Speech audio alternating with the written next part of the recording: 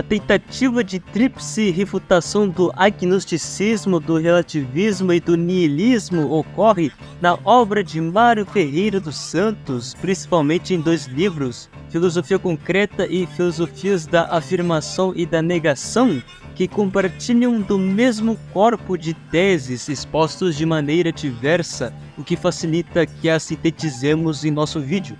Todavia, urge que façamos alguns apontamentos.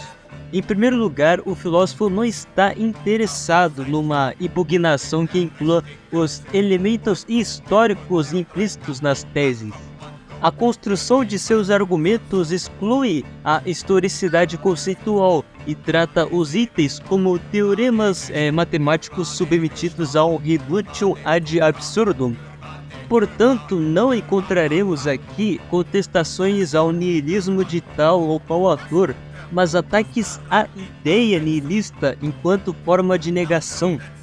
Em segundo lugar, como tende a ocorrer com vários dos conceitos avaliados pelo autor, lidaremos com fórmulas originais, ainda que possamos encontrar equivalentes em manuais neotomistas, típicas e de certa forma necessárias devido à pretensão universalista da filosofia ferreiriana. Mário Ferreira dos Santos proclama que sua filosofia é fundada na positividade enquanto afirma o ser, e em verdade esta é a única via, uma vez que o ser na qualidade de fundamento do construto filosófico é eminentemente positivo. A filosofia não pode ser iniciada numa negação, pois referir-se-ia a algo de anteposto, ou seja, positivo, e neste sentido o afirmativo é sempre prioritário ao negativo. Por isto, para o filósofo, especulações fundamentadas na afirmação do ser serão chamadas de filosofias da afirmação, e seu inverso, o certo sinônimo de filodoxia, filosofias da negação. O agnosticismo, o relativismo e o niilismo são, conforme o antedito, pertencentes à segunda classe. De acordo com a ordem do conhecer, o ceticismo é o arquétipo da filosofia negativista por rejeitar o âmbito em que se insere.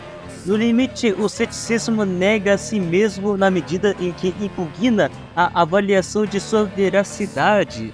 Por conta disto, a tentativa ferreiriana de refutar a tríade de negativismos principia na identificação do ceticismo enquanto raiz. O raciocínio é simples. Posto que as teses céticas duvidam do conhecimento, o agnosticismo é a forma cética da suspeição do juízo, o relativismo da assunção de opiniões em detrimento da verdade e o niilismo da transposição da dúvida em negação. O processo de descarrilamento é semelhante ao descrito por Eliade no tratamento da questão ocultamento de Deus nas religiões arcaicas. No princípio é postulado que Deus é eminente demais para que o pontuemos. Depois suas funções são diluídas em divindades menores que por fim substituem o Ser Supremo.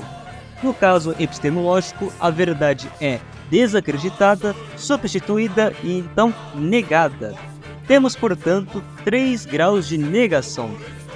Em filosofia concreta, o ataque ao ceticismo ocorre após quase uma centena de páginas, fazendo com que, neste ponto da obra, sua refutação seja antes da explicitação de uma tese natimorta.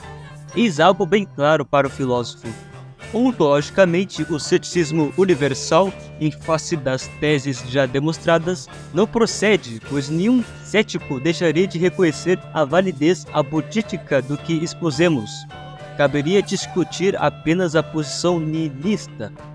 Aqui verificamos que a forma mais extrema de ceticismo, objetora da possibilidade mesma de conhecer, fica exclusa da especulação não apenas por sua absurdidade, mas pela trivialidade de sua impugnação, e isto por 2 motivos.